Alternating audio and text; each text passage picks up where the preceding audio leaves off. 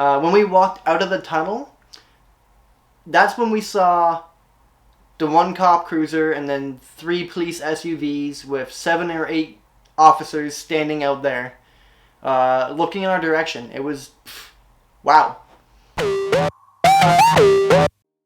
I was in this film production program, and we were working on a film called Initiation. It was about a guy going undercover to infiltrate like this gang of people, and pretty good film.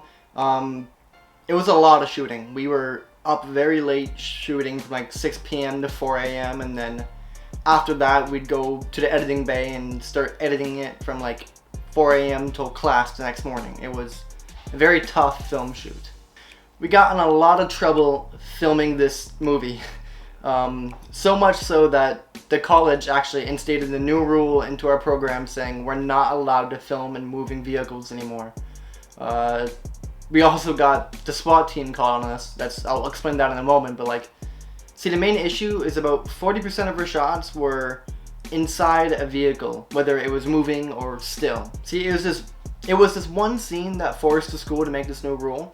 Was that in the movie, me and the other people in it were driving to go beat up this guy for the initiation, and I was driving and acting at the same time, and the school didn't like that very much. They called it distracted driving, which, yes, I know it's distracted driving, but I memorized my lines, I knew what I was saying, and I was saying focus on the road. Not to mention we had lighting inside the car shining in our eyes, which also wasn't very good. We had like these blue LED lights plus our big Ronin lights with blue tint on it to kind of illuminate the car. Another thing they considered dangerous was our audio man was sitting on the floor behind like the driver's seat, kind of hiding with no seatbelt because he had to record the audio, but he couldn't be in the shot, so he was kind of hiding with no seatbelt on the floor of the car. The school didn't like that very much either. So this final scene we were doing was the reason the cops got called on us. We were doing the scene where the gang initiates the newbie, and gets into the gang more or less. But we needed to go downtown and go to a certain area to make it look more thug-like.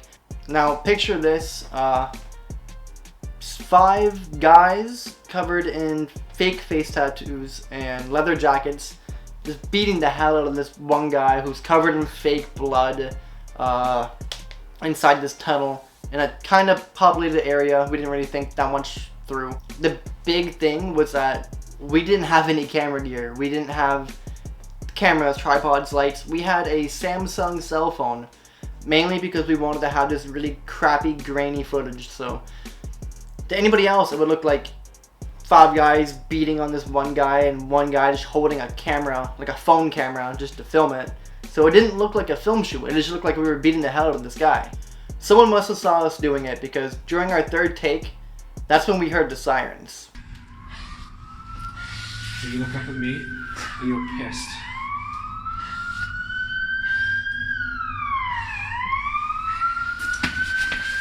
I remember everybody kind of just stopping near the end of this final take, and we just heard the sirens in the distance, and somebody made the joke, oh, they're coming for us. How did that work?